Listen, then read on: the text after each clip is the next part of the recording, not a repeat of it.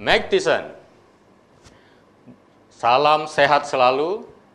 Berjumpa lagi dengan saya, Dr. Oka Negara, hanya di Oke Dok, sebuah acara yang membicarakan tentang dunia kedokteran dan kesehatan bersama para dokter-dokter yang energik, passionate, dan inspiratif.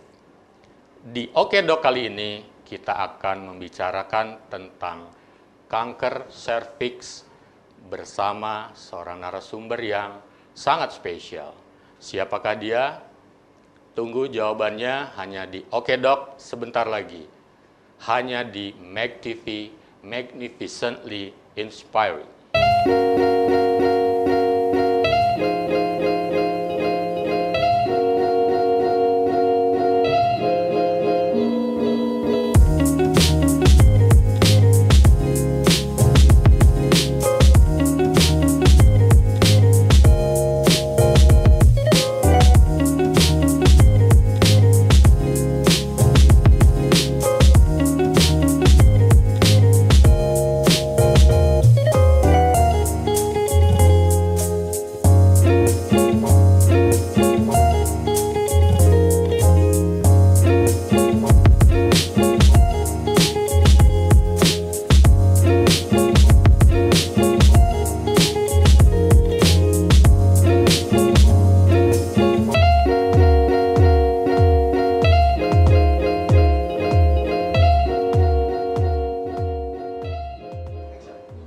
Meg Thiessen, kali ini kita akan membahas tentang seputar permasalahan kanker serviks dan saya sudah kedatangan seorang dokter yang sangat spesial, sudah sangat saya kenal baik, beliau aktif sekali dan rajin berbagi kepada publik dan masyarakat, seorang spesialis obstetri dan ginekologi, konsultan OBGYN-SOS, dan beliau juga memiliki aktivitas luar biasa di bidang kepedulian terhadap kanker serviks.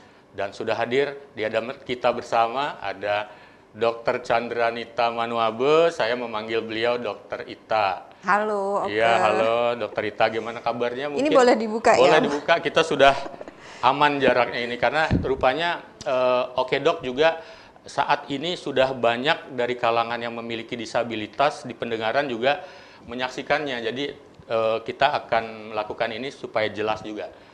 Bagaimana kabarnya Dokter Ita? Baik, sehat. Selama pandemi ini aktivitas jalan semua? Jalan terus, Tetap tapi praktek. tentu dengan protokol yang berbeda. Protokol kesehatan itu harus ya? Iya. Ya, karena kita tahu sendiri saat ini juga para dokter terutama itu harus memiliki juga kesiapan kewaspadaan yang tinggi karena kita tidak pernah tahu pasien-pasien yang datang, terutama pasien-pasien yang kontak langsung, yang mesti dioperasi juga, apakah mereka datang dengan aman atau ternyata sedang mengidap ada virus yang tidak diharapkan pada tubuhnya, termasuk virus corona atau SARS-CoV-2 itu yang memang sedang perlu perhatian luar biasa sampai saat ini kita belum sanggup juga untuk membuat angkanya menjadi menurun ya, grafiknya melandai. Jangankan menurun, melandai saja belum. Melandai aja belum ya, puncaknya ini masih kelihatan masih cukup tinggi ya. Ya, dan Indonesia adalah satu-satunya mungkin negara yang masih ribet ngurusin ini di Asia Tenggara, sementara teman-teman kita, tetangga-tetangga kita sudah mulai cukup berhasil untuk mengatasinya.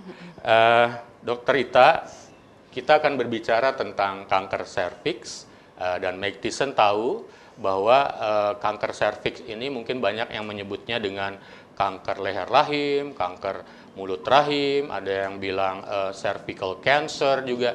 Tapi kita di terminologi hari ini kita akan menyebutnya jadi satu kata sebagai kanker serviks. Dan jika dilihat dari data ke data, nanti Dokter Ita silakan dikoreksi saya. Iya. Ternyata kanker serviks ini kalau ada olimpiade lomba penyakit kanker untuk perempuan, kanker serviks ini mendapat medali emas. Iya, betul. Karena dia sekarang yang menempati peringkat pertama menyalip posisi dari kanker payudara. Biasanya kanker serviks dan kanker payudara ini berlomba-lomba mencari nomor 1 atau nomor 2-nya.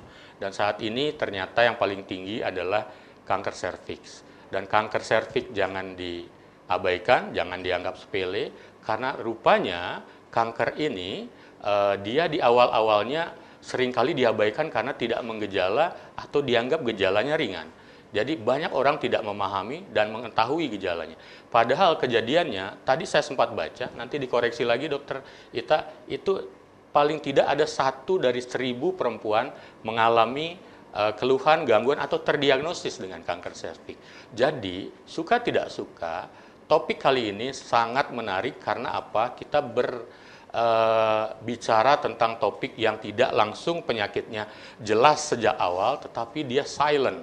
Makanya disebut juga kanker serviks sebagai salah satu silent killer. Dan salah satunya adalah pencegahan jawabannya. Jadi perlu sekali dilakukan screening atau deteksi dini untuk mengetahui keberadaan kanker serviks ini. Bukannya begitu ya, Dokter Ita ya? Betul. Oke, jadi berikutnya mari kita tanyakan langsung tentang seputar kanker serviks ini kepada Dokter Ita. Dokter Ita, sebenarnya coba deh jelasin ke Mike Tyson, serviks itu apa dan kanker serviks itu apa sih sebenarnya? Ya. Biar tambah jelas ya. Tambah paham ya. Ya, Artinya saya setuju tadi dengan Dokter Oke ya. Jadi kita tidak lagi pakai terminologi kanker leher rahim, mulut rahim, karena biar nggak nanti rancu ya. Iya, nanti orang pikir oh itu 2 penyakit yang berbeda, padahal yang kita obrolin satu. Iya. Jadi kita bicarakan saja sebagai kanker serviks ya. Sebenarnya itu apa? Kita mungkin kalau ngomong secara ilmiahnya ribet ya. Jadi kita sebut saja bahwa serviks itu berada di bagian terdepan dari rahim kita. Jadi rahim secara keseluruhan, ujung terdepannya itu namanya serviks. Memang dia nggak kelihatan. Yang kelihatan itu namanya kelamin luar. Karena dia kan di dalam. Iya, di dalam. Justru karena di dalam itu dia disebutnya silent killer. Jadi nggak ketahuan. Kalau masalah dengan dia, misalnya dia kena prakanker, kena kanker, umumnya yang menderita nggak paham. Nah, setelah berdarah-darah barulah datang ke kita. Itu dia. Jadi kebanyakan ternyata orang datangnya udah terlambat. Iya. Gitu. 70-80% kasus katanya datang sudah dalam keadaan parah, yang sudah mengalami stadium lanjut. Iya, padahal kalau natural history-nya, jadi perjalanannya itu panjang sekali. Dari sejak virus itu masuk sampai kemudian menimbulkan gejala itu lebih dari 10 tahun. Dokter Ita bilang virus masuk ya, berarti penyebabnya virus ya? Virus ya. Memang banyak hal ketika orang berpikiran tentang kanker itu multifaktor, multi-cause gitu ya. Tapi nanti ada yang spesial tentang kanker serviks ini berdasarkan keilmuan terbaru. Nanti Dokter Chandranita atau Dokter Ita akan membawakan kabar-kabar terbaru, itu salah satunya tentang virus. Kenapa ini spesial? Nanti menyangkut bagaimana mendeteksi atau memanage terapinya atau melakukan penanganan untuk kasus ini nanti. Ya. Nah, jadi begini Dokter Ita, karena natural history-nya yang sangat panjang, orang datang itu dalam keadaan yang sudah mungkin dengan keluhan yang berat. Jadi di awal-awal dia benar-benar nggak ketahuan ya? Iya, jadi sama sekali nggak ketahuan. Sama sekali tidak. Seperti biasa. Apa dia mungkin nyeri-nyeri? Enggak. Kalau sudah timbul nyeri, berarti biasanya itu sudah serius. Udah stadium juga serius ya. Artinya dia sudah mendesak organ-organ sekitar yang ada di sebelah-sebelah serviks itu. Betul. Nah, ketika dia baru mengenai serviks itu biasanya memang tidak bergejala. Tapi satu hal yang ingin saya tekankan adalah jangan mengabaikan keputihan.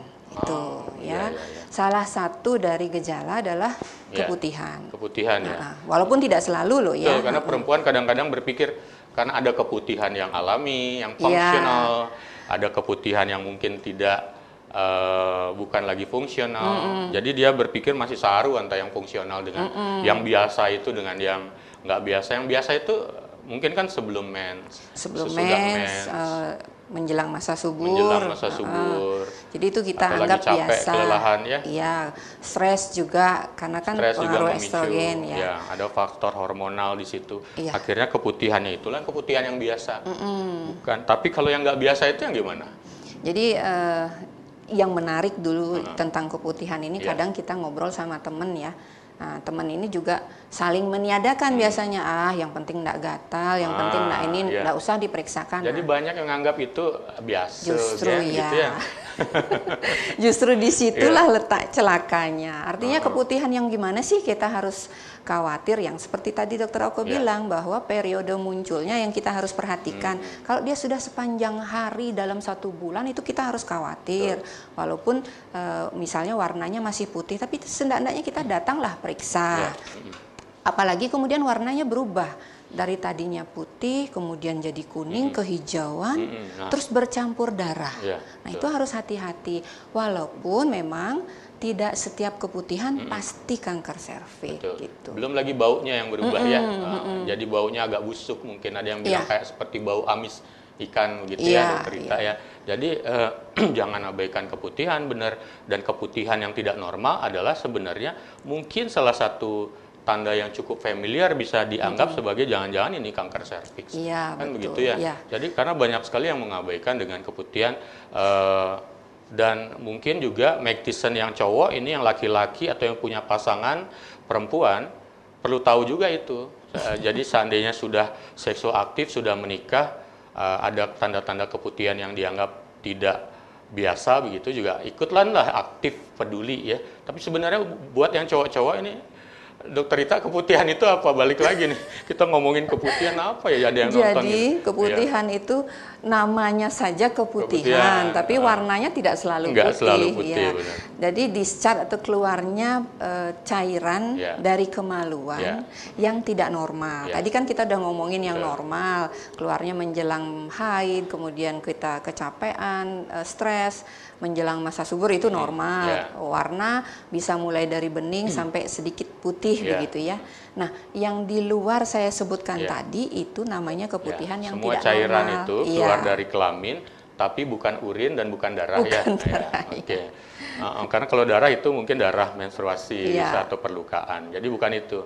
Nah, tadi Dokter Ita lagi-lagi kembali ingin meng-highlight bahwa salah satu yang perlu dikenali adalah keputihan. Coba pastikan jika ternyata itu adalah keputihan tidak normal atau tidak biasa, face your doctor. Tanyakan, konsultasikan ke dokter untuk memastikan.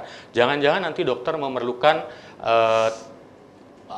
pemeriksaan lebih lanjut karena disangka ini gejala yang merujuk ke arah kanker serviks rupanya. Bisa jadi begitu. Jadi kalau dilihat secara keseluruhan gejala yang paling sering apa aja itu, Dokter Ita, untuk kanker serviks? Jadi kita sih punya pakem begini, kalau ada keputihan yang saya sebutkan tidak normal tadi, kemudian berusaha diobati berulang-ulang, kembali lagi, itu pasti bahasa tubuh ada yang nggak beres dengan serviks saya. Jadi datanglah secepatnya ke dokter. Jangan parno duluan. Nanti kalau dokter saya operasi, enggak begitu. Tapi kan harus dipastikan dulu. Kenapa ini keputihan? Dan jangan juga langsung berpikir. Kadang-kadang kan Mac-Thyssen itu berpikir begini. Nanti ketahuan. Nah, nanti jadi ketahuan sakitnya, tambah stres saya. Justru kalau ketahuannya di awal, kita dokter itu banyak hal yang bisa dikerjakan itu. Sekarang modalitas terapi kan bermacam-macam, asal memang pasiennya itu datang cepat. Kalau sudah datangnya stadium, kita juga nggak bisa bikin apa-apa, Dokter Oke. Tapi kalau dia datangnya di awal, misalnya di prakanker, kita kerjakan misalnya motong serviks misalnya, itu kita berani bilang bahwa kesembuhannya 100%. Tapi kalau sudah karena yang stadium, dikorbankan cuma serviksnya sedikit, rahimnya aman. Rahim aman. Itu pun juga bagus untuk teman-teman yang masih menginginkan hamil. Nanti hamil lagi. Tapi kalau sudah datangnya stadium, kita juga angkat tangan. Karena stadium sampai dengan stadium 2 itu modalitasnya kan harus angkat rahim. Sudah. Nah, kita mau bikin apa? Apalagi kalau kemudian datangnya di atas itu. Sudah mulai kita ngomongin radioterapi, kemoterapi.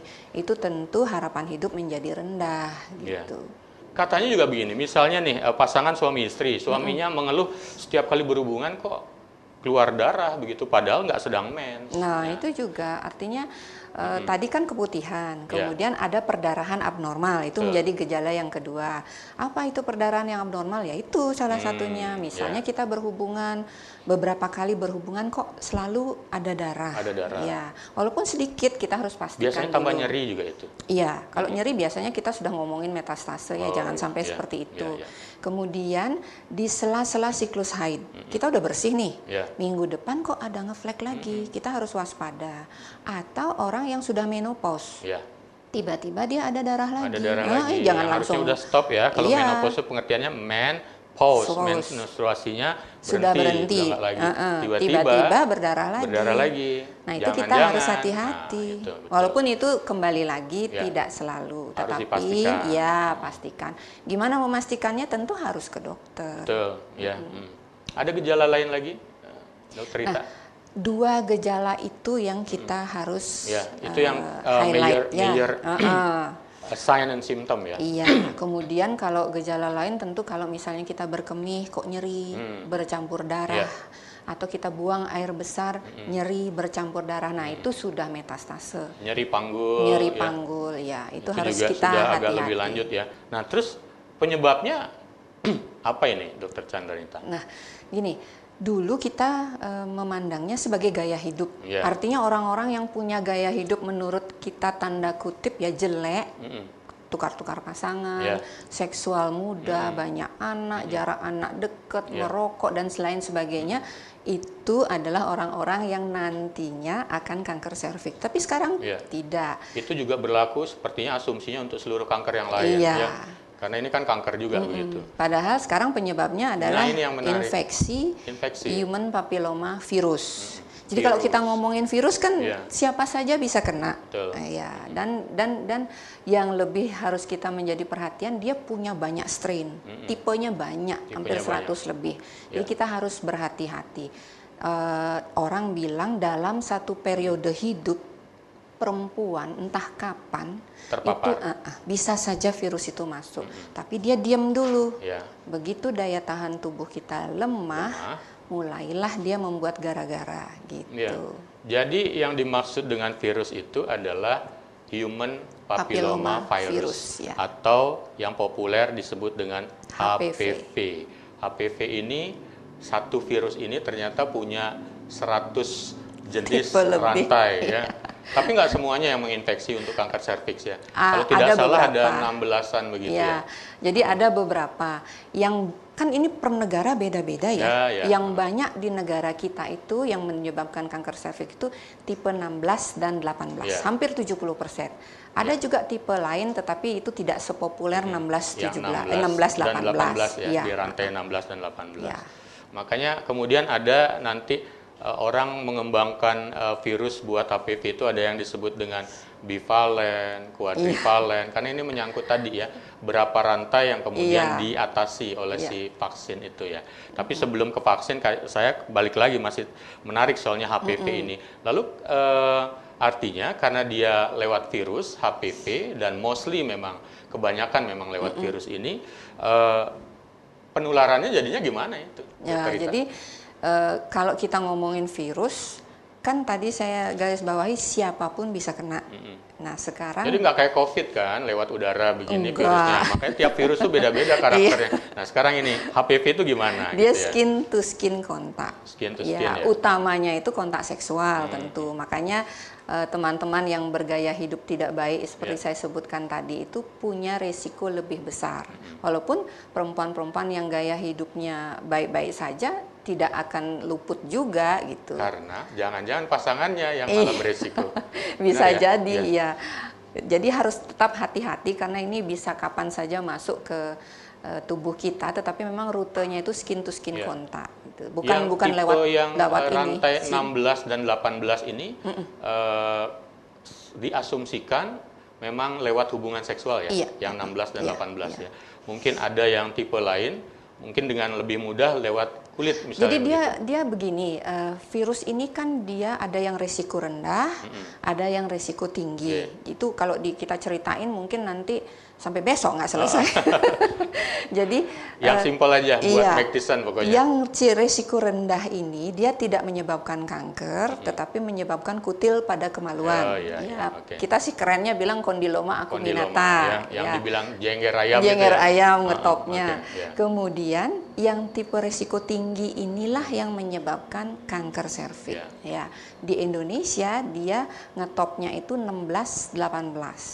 Jenger ayam di Indonesia 6, 11. Jadi ini empat ini 6, 11, 16, 18. Itu yang harus membuat kita hati-hati. Dan bisa mengakibatkan itu yang jenger ayam dan kanker serviks. Ya, walaupun tipe lain juga ada gitu. Dan mungkin akhirnya begini, Dokter Ita, ketika ada yang skin to skin juga demikian, dan dia virus ini kayaknya cukup bertahan lama ya di dalam cairan di luar begitu. Artinya ini kan berkaitan misalnya, jadi nanti salah satu pencegahan, jadi saya kepenanya ini lebih awal. Jangan-jangan penggunaan toilet juga beresiko dong?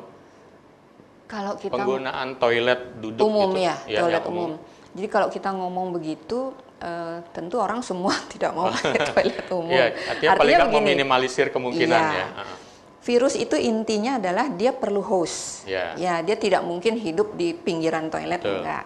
Tetapi kita bisa kena infeksi lain dari pinggiran toilet yang kemudian memicu kita dengan mudah kemasukan virus itu, gitu. Jadi tetap berhati-hati, walaupun juga tidak harus kita parno dengan toilet umum, gitu. Ya, artinya tetap rajin bersih-bersih diri, personal hygiene, kalaupun ke toiletnya juga pemilik toilet ataupun yang mau menggunakan toilet juga harus yang lebih bersih lah begitu menggunakan. Dan karena skin to skin kontak, ada baiknya kita ajari anak-anak perempuan kita atau perempuan-perempuan lain di sekitar kita itu. Kalau dulu kan kita diajari setelah ke toilet cuci tangan. Tapi sekarang adalah sebelum dan sesudah. Karena kita kan tidak tahu tangan kita ini sudah mengandung virus itu apa virus atau enggak ya, dan kemudian jadi, kemana nih perjalanan cucilah bersih karena kita umumnya tidak merasa cebok kalau sebelum meraba kan gitu. Nah, menarik sekali Dokter Ita, tadi itu penyebab dari kanker serviks sudah disebutkan adalah virus HPV, Human Papilloma Virus. Tetapi namanya juga kanker, kan ada faktor yang membuatnya dia jadi lebih muncul begitu ya, pencetus atau predisposisi ya, jadi yang pemicu lah begitu. Faktor-faktor resikonya yang membuat si virus ini jadi berkembang dan akhirnya manifest kankernya lebih progresif itu apa aja untuk kanker serviks ini? Artinya kita paham dulu faktor-faktor yang membuat dia dengan mudah masuk. Yang seperti saya tadi bilang, ganti-ganti partner, karena ganti-ganti partner itu membuat kita banyak ganti partner seksual loh maksudnya. Jadi yang suka beresiko adalah mereka yang berhubungan seksual tidak dengan satu partner saja, karena tidak setia. Bisa saja dari laki-laki itu ada yang memang sudah bawa virus. Kemudian kontak seksual di usia muda di bawah 18 tahun. Artinya mulut rahim itu sel-selnya belum siap sebenarnya dengan trauma seksual. Kemudian persalinan. Jarak dekat-dekat, banyak anak. Yang dekat itu maksudnya berapa lama? Kan kita menganutnya itu di atas 2 tahun baru ya. Di bawah 2 tahun ya. Misalnya 1 tahun baru habis ngeblos lahiran udah langsung hamil langsung lagi, positif ya. Itu dia udah dianggap sebagai resiko jaraknya dekat, jaraknya terlalu dekat. Kenapa? Karena itu dikaitkan dengan luka di arah serviks itu yang belum tuntas sembuh gitu. Dan rentan untuk mengakibatkan lesi prekanser. Tentu saja kalau kita ngomongin kanker, kembali lagi ke gaya hidup. Misalnya kita merokok alkohol, kemudian kebersihan organ kewanitaan yang buruk, dan peran genetik harus kita ingat. Genetik itu bukan begini, ibu kita kanker serviks, kemudian kita pasti kanker serviks, nggak gitu. Ada pemicunya lagi tadi. Artinya secara genetik, sel-sel di tubuh kita itu cepat berubah sifat gitu. Tapi ada satu yang menarik tadi, Dokter Ita bilang jangan merokok, kan begitu ya. Dok, aku nggak ngerokok, dok, aku kan cewek, ogah ngerokok. Nggak cuma yang ngerokok sebenarnya, tetapi kalau ternyata pasangannya yang merokok, justru jadi perokok pasif itu lebih berbahaya malahan juga. Secara konsisten menerima asap-asap rokok dengan semua kandungan yang ada di rokok, bahkan jika itu sangat close contact dengan suaminya terus-terusan, kita yang mendapatkan, si perempuan ini yang mendapatkan resiko lebih besar daripada yang merokok. Kalau misalnya yang laki-laki, ini kan hubungan seksual gonta-ganti, misalnya pasangannya yang laki-laki, bisa nggak dikenali si laki-lakinya ini membawa virus atau tidak? Atau misalnya ada manifest di laki-lakinya itu kayaknya ada kutil-kutil nih, yang beresiko jadinya ya pasangannya. Iya. Jadi kalau memang pada kemaluan laki-laki itu ada kutilnya, tentu kita akan bisa langsung lihat. Betul. Ya kan? Oh, ini berarti dia sudah terinfeksi human papilloma virus di risiko rendah. Yang rendah tadi ya. Tidak menutup kemungkinan di dalam tubuhnya juga ada yang risiko tinggi. Tetapi kan celakanya kadang-kadang itu tidak manifest. Kalau daya tahan tubuhnya itu baik, laki-laki itu menjadi carrier atau pembawa. Nah, perempuannya inilah yang penerima dan kemudian gitu. jadi aktif, muncul, manifest. Ya. Celakanya begitu. Saya sering ngomong begini sama perempuan. Kalau perempuan bisa memperlakukan wajahnya dengan sedemikian care ya. Jadi flex 1 udah seluruh salon dikunjungi, kenapa kok tidak wajah bawah itu seperti itu juga gitu. Mulai saat ini make decision mulai dari yang ABG yang juga menonton sampai ke dewasa, pastikan bahwa Anda harus juga rajin memperhatikan dan menghormati kelamin Anda. Jangan cuma muka aja. It's not about your beautiness but your healthiness. Gitu. Ya, tadi saya sudah sempat menyebutkan ya, jadi nanti Dokter Ita koreksi lagi. Benar nggak ini kanker serviks ini sekarang jadi nomor 1? Itu di Indonesia apa di dunia? Di dunia. Di dunia ya. Nah, dan berarti kasusnya banyak ya? Gitu. Banyak sekali. Jadi begini, tadi kan menyebabkan 1 dari 10.000 ya tadi ya. Nah justru sekarang yang mengkhawatirkan itu setiap 1 jam 2 perempuan meninggal oleh karena kanker serviks. 2 perempuan meninggal, bukan 2 perempuan terinfeksi. Bukan. Meninggalnya malah sudah. Itu bikin sedih nggak? Bikin sedih. Iya, karena kan kita hidup di zaman modern. Vaksin ada, deteksi dini ada. Kenapa gitu loh? Nah ini yang sampai sekarang menjadi masalah buat kami para Obgyn ya, padahal itu sebenarnya tanggung jawab kita bersama, baik Obgyn, dokter umum, bidan, perawat, itu harus kita mengajak orang-orang di sekitar kita untuk ayo screening, ayo vaksin gitu. Karena mungkin begini Dokter Ita, ya itu tadi karena natural history-nya yang sembunyi, nggak ketahuan, orang kan biasanya baru sakit baru ke dokter. Nah karena dia silent gini perjalanannya, orang jadi nggak care. Nah orang baru berpikir. Dan pertanyaan pun banyak sebenarnya tentang kanker serviks. Memangnya bahayanya apa sih? Jadi bahayanya apa, tentu ini menyangkut perempuan. Perempuan itu kalau kita mau mau yakini dia itu jiwa dari sebuah keluarga, betul nggak? Kalau ibunya sakit tentu akan mengefek kepada anak-anaknya. Ibunya sakit berefek kepada suami. Jadi kalau seorang ibu kena kanker serviks itu kualitas hidup jadi tidak produktif. Iya. Kemudian larinya ke sana ya? Iya, itu akan mempengaruhi satu keluarga. Satu orang ibu sakit berarti satu keluarga sakit. Kemudian, nah ini yang saya bilang, yang dia alami akan panjang sekali dari sejak terdiagnosis kemudian sampai mohon maaf meninggal.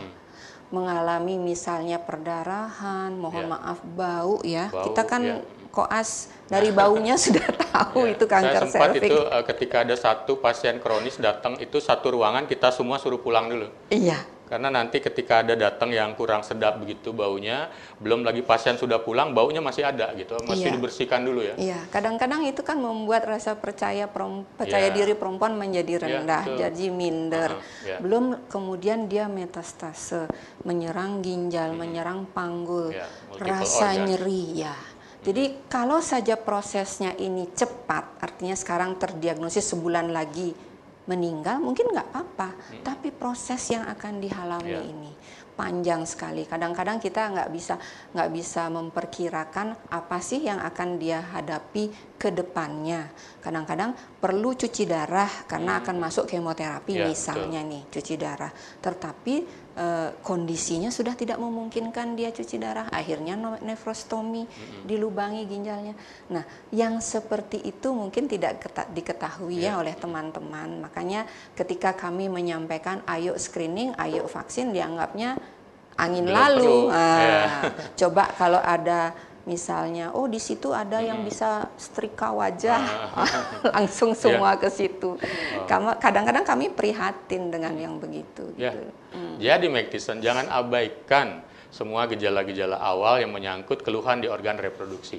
Pastikan bahwa itu adalah apakah itu kanker serviks dan bisa diatasi sedini mungkin, atau memang bukan kanker serviks yang kemudian bisa dicarikan solusinya atau terapinya. Begitu. Dokter Ita, dari tadi kan kita ngomong tentang berat, enggak, stadium. Mungkin boleh sih, ada Meg Tison juga yang kebetulan sempat nanya, setiap stadium itu kan ada jenis terapinya. Kapan dia mungkin perlu minum obat nyeri saja, kapan dia mungkin nanti berkaitan dengan pada stadium berapa dia mulai ketahuan secara awam dari pap smear, nanti pap smear ngomong atau stadium berapa yang perlu kemoterapi, jadi gimana itu stadiumnya, bisa kembali dijelaskan. Jadi yang bisa dioperasi adalah stadium 1 sampai 2A. 2B boleh, tetapi itu harus di kemo dulu untuk mengecilkan massa tumor atau diradiasi, setelah itu baru operasi. Nah, di atas 2B kita udah nggak ngomongin lagi operasi, karena memang sudah tidak mungkin dikerjakan operasi gitu. Jadi apa yang kita kerjakan, bisa radioterapi pilihannya, bisa kemoterapi, tergantung kondisi pasien. Nah, radioterapi itu artinya diberikan sinar. Di sinar, itu sinar nggak 5 kali, nggak begitu 30 kali gitu. Belum lagi ngantrenya karena banyak kasus.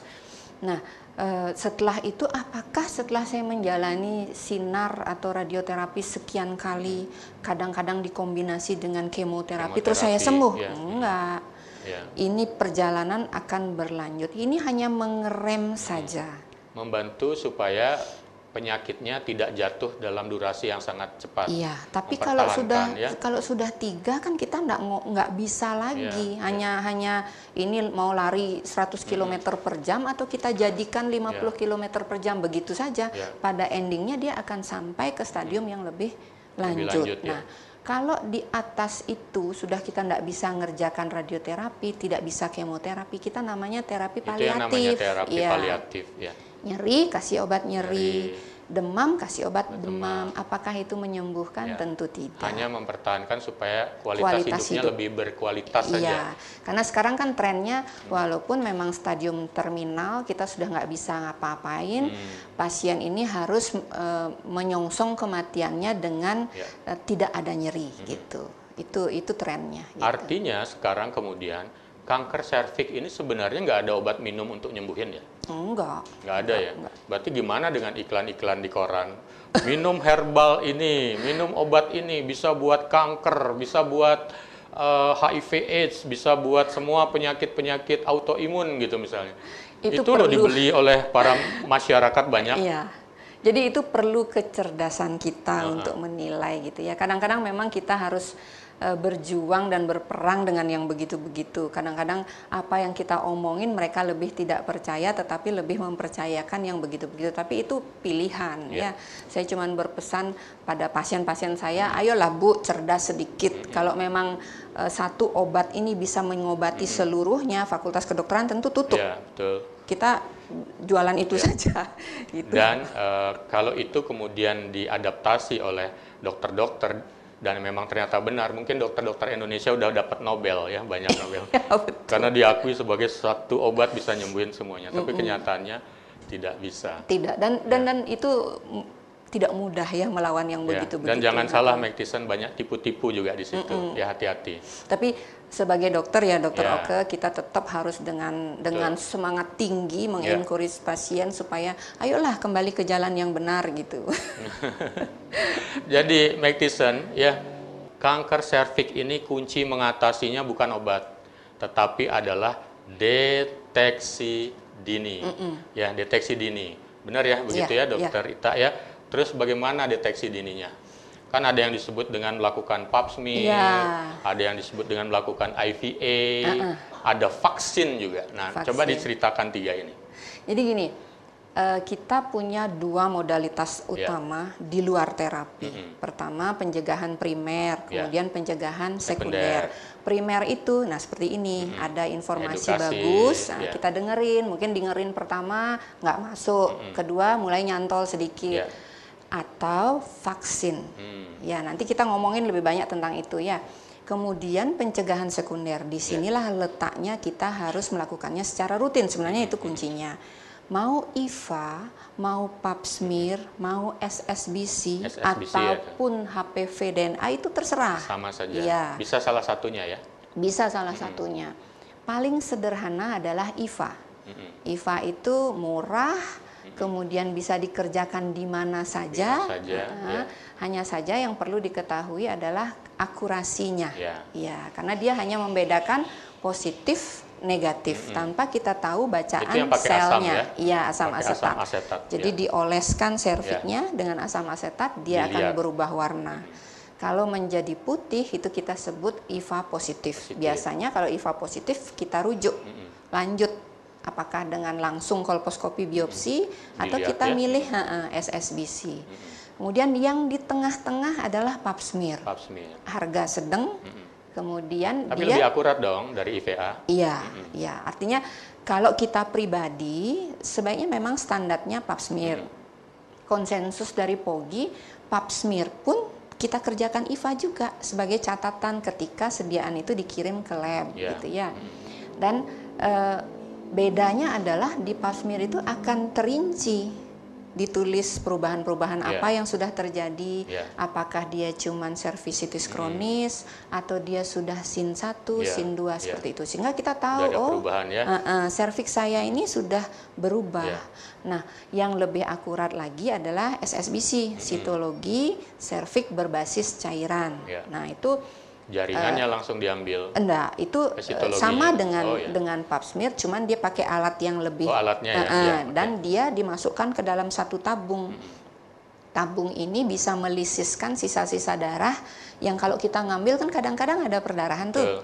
Dilisiskan oleh ini sehingga dia akan menjadi lebih akurasinya lebih tinggi dibandingkan pap smear. Nah, sekarang kita juga harus bergembira karena ada HPV DNA. Jadi kita langsung tes untuk HPV, apakah saya HPV positif atau tidak. HPV positif bukan berarti bahwa saya pasti kanker serviks, enggak, tetapi saya carrier gitu. Sendaknya kita harus hati-hati. Jadi supaya tidak salah juga, pemeriksaan yang tadi saya sebutkan itu semua diperuntukkan untuk perempuan yang memang sudah melakukan kontak seksual.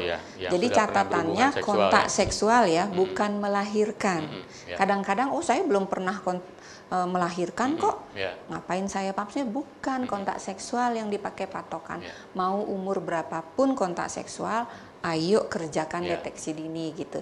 Nah, sementara pap smear, kita kembali ke pap smear ya, itu memang ada syaratnya. Jadi dia harus bebas haid. Jadi antara 7 sampai 10 hari bersih haid. Jangan dari mulai. Kadang-kadang kalau haidnya yang panjang, kan bisa saja dia masih ngeflek di hari ke-10. Tapi hitunglah mulai bersih. Kemudian misalnya hari Kamis nih, mulai hari Senin kita sudah tidak boleh berhubungan, bukan dari mulai bersih ya, nanti saya dimarah suami nanti. Jadi begitu bersih silahkan berhubungan, tapi kalau punya rencana akan pap smear 3 hari sebelumnya jangan berhubungan. Jadi itu syarat yang harus dipenuhi untuk pap smear. Sementara SSBC, nah itu sudah boleh di skip. Artinya seorang perempuan yang maha sibuk ini, yang punya hari, itu bedanya untuk SSBC. Jadi setiap deteksi dini itu memang memiliki perbedaan karakter jenis ya. Jadi nanti diskusikanlah itu untuk kesiapannya yang mana. Ada yang memang butuh waktu, ada yang mungkin bisa jadi berbeda antara operator yang satu dan kedua, hasilnya kadang menyangkut hal yang visual yang perlu diperiksa, itu menyangkut kepercayaan juga terhadap operator gitu, silakan saja. Tetapi memang semua deteksi dini ini diharapkan adalah memang namanya deteksi dini. Berarti untuk menerka-nerka, menebak-nebak apakah memang sudah ada masalah. Dalam hal ini adalah abnormalitas tadi. Jangan-jangan selnya sudah muncul sel-sel abnormalitas yang tidak lagi sel-sel biasa yang bisa mungkin dianggap masih normal atau sehat. Kan begitu. Dari hasil ini kemudian nanti ditentukan terapinya. Apakah terapi yang istilahnya menjamin untuk bisa mengangkat jaringan yang abnormal atau jangka panjang yang lain. Dan deteksi dini juga nggak cuma satu kali. Jadi itu kuncinya. Karena ada faktor resiko dan juga namanya tubuh juga menyangkut ada hormon dan lain-lain yang juga bisa berubah gara-gara perilaku juga. Mungkin bisa disampaikan juga perbedaannya ini. Untuk pengulangannya, apakah sama Jadi harapannya? namanya deteksi dini, kita boleh memilih salah satu. Nah, kapan kita mengulang tentu tergantung hasil. Kalau memang hasilnya jelek banget, biasanya 6 bulan suruh kembali. Tapi kalau baik-baik saja, 3 tahun pun 3 tidak tahun apa-apa. ya. Tapi kalau kita memang 3 tahun nanti saya lupa, tengah-tengah saja ambil. Setiap kali kita ulang tahun, ingat. Betul. Jadi saya punya beberapa klien itu yang, dok biar gampang tiap tahun aja vaksinnya, boleh ya? Itu boleh. Dan itu selama hasilnya baik-baik saja. Tapi kalau hasilnya ada yang tidak normal, berarti sesuai dengan saran permintaan dokter. Atau saran dokter untuk datangkan begitu ya. Dan jangan diabaikan itu medicine untuk bisa diperhatikan. Iya, Gitu, betul. ya. Dan yang menarik kemudian adalah demi kepentingan kita kepada semua masyarakat, yang menjadi fokus di samping tadi deteksi dini adalah juga keberadaan vaksin untuk melakukan pencegahan terhadap kanker serviks ini. Jadi Dokter Ita, saya sengaja untuk Dokter Ita silahkan deh bahas khusus tentang vaksin ini gimana untuk kepentingan para medicine. Kan vaksin juga kalau tadi deteksi dini bisa dilakukan untuk mereka yang sudah melakukan aktivitas seksual. Tapi vaksin apakah juga nggak bisa ya? Yang sebelumnya kan bisa. Bisa. Coba silakan. Jadi gini, ini yang menyebabkan sebenarnya kita perempuan era sekarang itu harus merasa beruntung. Kalau dulu ngomongin kanker, ngomongin pap smear abnormal, kita waduh 10 tahun lagi mati pasti. Sekarang tidak, karena ada vaksin. Ada vaksin yang quadrivalent, yang tadi saya bilang 4 tipe virus, 6, 11, 16, 18. Kapan kita boleh divaksin? Rentan usia yang dipakai. 9 sampai 55 tahun itu untuk perempuan. 9 tahun sampai 55 tahun. Iya, jangan salah, laki-laki pun sekarang boleh divaksin. Bukan kanker serviksnya yang kita ambil, tapi kutilnya ini ya. Jadi untuk laki-laki umur berapa? 9 sampai 26 tahun. Nah, khusus untuk perempuan kalau dia mau divaksin dan dia sudah melakukan kontak seksual harus jujur. Karena ada step yang tidak boleh dilangkahi. Nah, step itu apa ya? Tadi deteksi dini itu harus dilihat dulu serviksnya sama dokter. Kalau memang serviksnya clear, tidak ada kecurigaan ke arah kanker, boleh langsung disuntikkan. Tapi kalau ada kecurigaan ke arah kanker, biasanya kita kejar dulu nih sampai memang bukan kanker. Karena namanya vaksin, namanya pencegahan kan sebelum kejadian. Kalau sudah kanker, tentu kita pengobatan larinya gitu. Jadi penyuntikannya ini juga ada untuk perempuan nih ya, umur 9 sampai 14 tahun itu 2 dosis. SD sampai SMP itu ya? Iya, 2 dosis. 2 dosis ini berjarak berapa lama booster ini? 6 bulan. 6 Jadi bulan, penyuntikan ke 0 sampai 6 bulan. Tapi gimana nih suasana Covid begini? Diperbolehkan sampai 1 tahun. 1 tahun. Iya, jadi sekarang karena vaksin ini untuk di beberapa kabupaten di Bali ini sudah dibebaskan, disuntiknya itu kelas 5 dan kelas 6. Nah, itu gratis dari pemerintah. Untuk yang SD kelas 5 kelas 6 ini gratis ya. Itu yang diberikan adalah yang 4 tipe. 4 tipe. Yang 4 tipe, iya. Kemudian di atas 14 tahun itu sudah kena 3 dosis. Jadi bulan ke-0, bulan ke-2 dan bulan ke-6. Ini 0, juga 2, 6. ini juga kita toleransi. Kalau misalnya telat yang ke-6 ini kan karena lama sekali 6 bulan kita sering lupa sampai dengan 1 tahun. 1 tahun. Khusus buat yang ketiga. Suntikan yang ketiga ya. Kemudian di mana disuntikan? Dia di lengan atas. Itu di deltoid namanya. Ya, disuntikkan. Siapa saja boleh menyuntikkan. Yang penting nakes ya. Jadi dokter, dokter umum, obgyn, kalau yang 9 tahun berarti dokter anak ya, bidan, perawat itu boleh. Yang penting mereka itu punya pengetahuan cukup karena kita kan harus mengedukasi. Ya, tidak setiap vaksinasi itu selalu lancar. Kita harus memberi edukasi. Kemudian kalau sama-sama paham, sama-sama mengerti bahwa sekarang yang dipublish itu sampai dengan 14 tahun, barulah kita suntikan. Jangan Artinya sampai ini tidak cuma tentang menyuntik, iya, tetapi namanya juga ini prevention, pencegahan, jadi harus ada edukasi di iya, saat menyuntik kan iya, sebenarnya gitu. Termasuk juga untuk mengingatkan untuk datang lagi, iya, termasuk untuk pola hidup yang sehat dan perilaku iya, seksual yang iya. juga sehat. Ya. Termasuk juga kita mengingatkan kalau misalnya vaksin pada orang yang sudah kontak seksual, apakah mungkin dia kena kanker juga? Ya. Ya mungkin saja, karena Itu yang ingin saya tanyakan sebenarnya, proteksi dari vaksin ini berapa lama, Dokter Rita? Ini masih undergoing study, jadi penelitiannya masih berjalan. Yang dipublish itu 14 tahun. 14 tahun ketika sudah menyuntikkan satu seri lah, Ya, satu seri paket gitu itu. ya, satu paket. Jadi proteksi kita tuh 14 tahun. Ya. Jadi dalam 14 tahun ini kita tidak perlu booster, tidak perlu penyuntikan ulang. Betul. Ya. Tapi ya karena ini undergoing study, ada baiknya juga kita dengar-dengar perkembangan Hasil, ilmu ya. Ya. Siapa tahu kemudian berlanjut ke seumur hidup gitu. Jadi sudah bisa jelas kita lihat dengan nilai segitu di bawah 5 juta lah kalau 3 kali suntik itu. Ya. Sudah bisa proteksi 14 tahun. Di atas umur tadi kalau mau vaksin gimana? Umur 55 tahun Ya misalnya umur 30, 40, 50. Boleh, karena dosisnya sama juga. Sama. Jadi sama dengan yang 14 tahun yang ke atas. 14 tahun ke atas Ya, itu dianggap jadi, satu gelondongan usia yang sama itu ya. Jadi tiga kali suntik. Gimana kalau 2 kali suntik punya efek proteksi? Enggak, ya tentu tidak, karena memang diwajibkan di atas 14 tahun itu 3 dosis baru dianggap punya efek perlindungan. Betul. Gitu.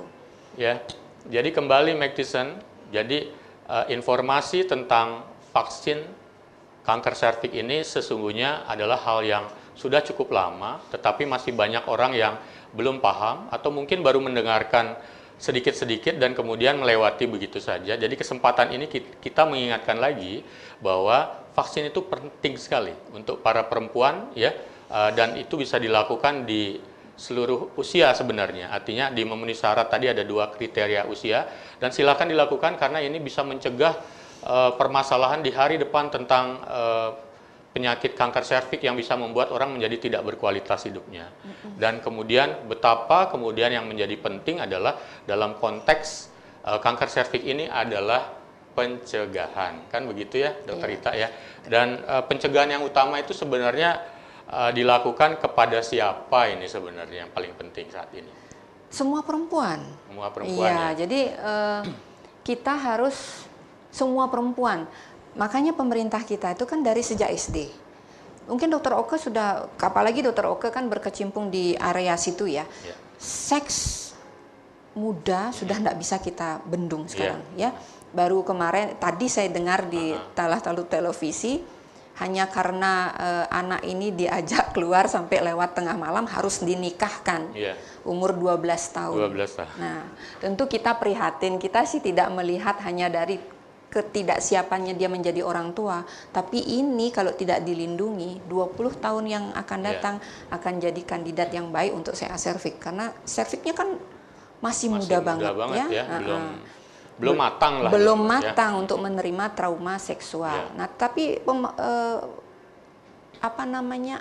kepercayaan seperti itu masih banyak di masyarakat kita. Makanya pemerintah menyampaikan semua anak-anak dari umur 9 tahun vaksin supaya kita bisa mengeliminasi kanker serviks ini. Sendak-ndaknya kita jadikan datar dia, belum turun ya.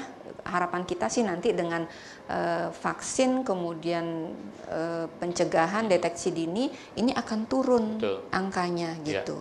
Karena angka kanker serviks ya balik lagi memang naik terus. Bukan angka yang sedikit dan ternyata per 2013 kemudian 2018 ada beberapa kompilasi data itu naiknya sudah 2 kali lipat. Sekarang 2019 mungkin menjelang 2020 ini masa pandemi.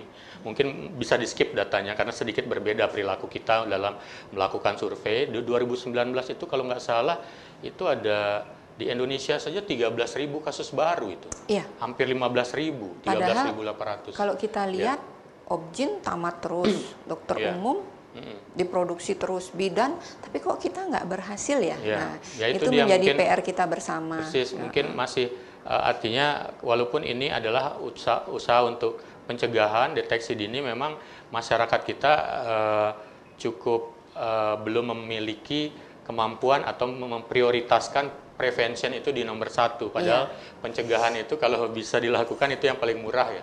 Ya, pencegahan paling murah dan hasilnya nyata kalau pencegahan. Betul. Dan memang yang menyedihkan adalah ketika kanker serviks ini dihubungkan dengan kejadian hubungan seksual yang beresiko, yang gonta-ganti pasangan seksual, dan bisa kebayang misalnya remaja sekarang ya, bahkan sekarang usia-usia menjelang SD akhir atau awal-awal SMP itu beberapa penelitian juga menyebutkan hampir 22% ternyata sudah ada yang terkontak dengan masalah seksual, entah itu ketidakpahaman, dipaksa maupun memang sudah paham. Itu adalah angka yang lumayan tinggi, dan mereka adalah kandidat-kandidat dari calon-calon yang akan terkena kanker serviks jika aktivitas ini dilanjutkan terus.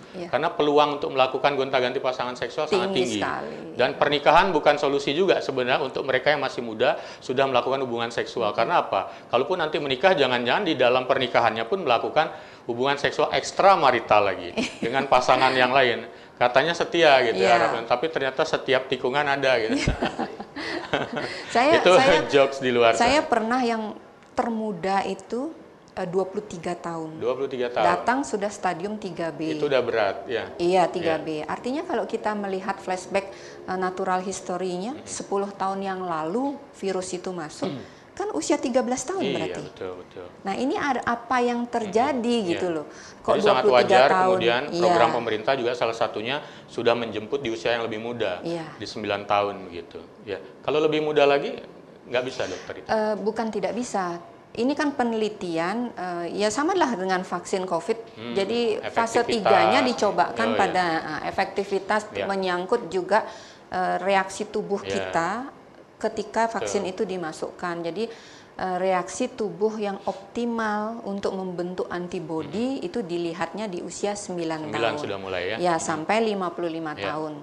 Nah, sekarang ada pertanyaan, beberapa pasien saya nanya, saya umur 60, saya kan berhak juga divaksin. Boleh. Sekali lagi yang saya sampaikan tadi, konseling itu penting. Artinya, kalau ibu umur 60 dengan hasil pap smear seperti ini, ingin diimunisasi atau divaksin, boleh, tapi efektivitasnya tentu tidak sebaik perempuan yang range umurnya 9 sampai 55 tahun. Di samping itu kan di-compare atau dibandingkan dengan hasil temuan dari deteksinya, pap smear-nya seperti apa, mungkin pakai metode yang lain, IVA atau apa, itu kan di-compare-kan juga dengan hasil itu sebenarnya. Baru bisa ditentukan apakah memang layak divaksin atau tidak. Kan makanya seperti Dokter Oke tadi bilang, itu penting banget. Bukan masalah hanya sekedar menyuntikkan, kalau menyuntikkan siapapun bisa ya. Tapi sebelum menyuntikkan kita harus betul-betul KIE pasien, edukasi dulu apa yang akan dihadapi. Di situ ada penambahan pengetahuan dan pengertian dari kliennya. Jadi harapannya remaja putri jangan dulu deh berhubungan seksual, itu namanya abstinensia. Tapi kalau misalnya sudah punya pacar, sempat kemudian beraktivitas seksual, pastikan memang be faithful, saling setia. Tapi harapannya sih back to abstinensia. Dan buat para Magtician semuanya, tidak yang laki-laki, tidak yang perempuan, tidak yang muda, tidak yang dewasa, marilah kita bersama-sama kembali mengenalkan sejak detik ini bahwa untuk mencegah kanker serviks saat ini bisa dilakukan vaksin. Pemberian vaksin ini semacam investasi untuk bisa memberikan garansi atau jaminan bahwa kita bisa lebih berkualitas lagi ke sepanjang usia kita sampai waktu-waktu di masa depan tanpa terpapar atau terkena kanker serviks. Kalau saya boleh bertanya, suka dan dukanya sebagai dokter yang handle kanker serviks dari dulu sampai sekarang apa tuh? Dokter Objin ya, secara keseluruhan. Jadi kalau memang mengkhusus ke kanker serviks, tentu karena itu bisa direncanakan, memang tidak. Tapi sedihnya itu rata-rata pasien datang di kondisi yang telat itu saja. Jadi di situ kami merasa punya kasus yang sampai merasa, aduh gimana nih harusnya bisa tolong, sampai kita mungkin bisa bersedih di situ. Baru di rumah sakit pemerintah, tapi itu baru 2 bulan yang lalu, 28 tahun. Jadi masih muda ya? Masih muda banget. Itu saya merasa, aduh gimana ya, mungkin konselingnya kurang sehingga kurang paham. Jadi dia sudah mengalami perdarahan sejak pos melahirkan. Dia pikir itu perdarahan nifas, berlanjut datang ke kami sudah HB2. Nah itu saya merasa. Dan itu masuk HCU langsung? Tidak, karena mungkin sedikit-sedikit sehingga tubuh kan toleransi. Datang-datang kami inspekulu ternyata penyebab HB2-nya itu stadium 3B ya. Stadium 3B. Nah, itu kan 28 tahun dengan anak terkecil 2 tahun masih butuh banget ibunya. Sementara kita dalam otak udah berpikir wah ini hopeless sekali ini kasus gitu. Itu salah satu kasus yang dianggap menyedihkan, duka sebagai profesinya. Ya. Padahal kalau kita lihat rasanya kami sudah saya cerewet sekali. Saya merasakan itu benar-benar dirasakan sebagai sebuah hal yang mungkin menyedihkan dan duka, karena kalau melihat langsung di sini kelihatan beliau berkaca-kaca. Tanda memang sedang sangat emosional dengan apa yang diceritakan tadi. Ya, gitu. Kalau sukanya, biar nggak sedih nih, sukanya dong. Sukanya sih kalau obstetri ya. Kalau ginekologi agak-agak memang tidak terlalu memberi kesenangan. Tapi kalau obstetri itu kita betul-betul dilibatkan dari sejak kantong, kemudian melihat perkembangannya sampai kemudian lahir. Jadi kitalah orang pertama yang mendengar bayi itu menangis, ya kan? Tidak ibunya, kita yang ketemu pertama. Dan yang paling sukanya itu setelah mungkin masuk TK, dibawalah ke kita. Lagi, dikenalkan. Ini loh dok, itu kayaknya tidak terbayar apapun. Memang kebahagiaan seorang dokter sebenarnya bukan dari yang lain, tetapi ketika melihat pasien yang ditolong datang lagi menyapanya dan kemudian bergembira ketemu dokter, itu tidak terbayar. Para medicine. Di situ adalah kebahagiaan dari seorang dokter. Ada satu paket pertanyaan yang harus dijawab ya. Saya ingin dokter Ita menyebutkan 5 kata loh ya. 5 kata, 1, 2, 3, 4, 5, beda-beda. Sebutkan 5 kata yang dirasakan sebagai seorang dokter obstetri ginekologi, apalagi dokter obgyn perempuan lah. Kalau dulu-dulu orang taunya kan dokter obgyn laki-laki semua ya. Mulai muncul sekarang dokter obgyn. Buat perempuan. Saya pribadi ya. Iya, buat pribadi. Pertama bersyukur. Kedua amanat. Ketiga belajar, long life education. Betul. Keempat happiness. Oke. Kelima emergency. Semuanya saya sangat paham. Kalau emergency coba deh, gimana di situ keribetannya waktu emergency misalnya? Enggak sih sebenarnya. Lo kan kadang-kadang bisa saja, misalnya sudah pulang praktek jam 10 atau jam 11 malam, udah siap ke rumah, udah siap ketemu suami beliau saya juga kenal ya. Habis itu sudah siap untuk beristirahat, tiba-tiba ditelepon. Oh itu sering, bukan? Dokter Ita, pasiennya harus siap ini datang segera gitu, sering ya? Iya itu sering sekali. Tapi ya itu tadi amanat ya. Jadi itu adalah panggilan yang memang tidak bisa kita tawar. Karena di situ letaknya, terutama obstetri ya, 2 nyawa. Jadi kalau kita mengabaikan untuk kepentingan kita pribadi, 2 nyawa ini akan terbengkalai gitu ya. Jadi kalau ada begitu ya mau ndak mau itu satu paket dari profesi yang sudah kita jalani gitu loh. Jadi medicine, Dokter Ita, kita sudah sampai kepada penghujung acara. Terima kasih atas kehadirannya di Oke Dok hari ini. Mudah-mudahan bermanfaat. Para medicine semua, silahkan yang baru bergabung nanti lihat lagi dari awal apa yang sudah kita bahas di episode ini, dan yang sudah kemudian menyaksikannya silahkan bagikan kepada yang lain agar apa yang didapatkan atau manfaat dari bahasan kita hari ini juga bisa bermanfaat buat orang yang lain. Dan ingat, seseorang baru berarti tidak dari apa yang dia dapatkan, gelar, posisi maupun namanya, tetapi baru berarti dari apa yang telah dia berikan buat orang lain. Tetap selalu di sini, di Oke Dok, selalu menikmati bahasan-bahasan kami tentang seputar dunia kedokteran dan kesehatan hanya di Meg TV, Magnificently Inspiring. Salam sehat selalu.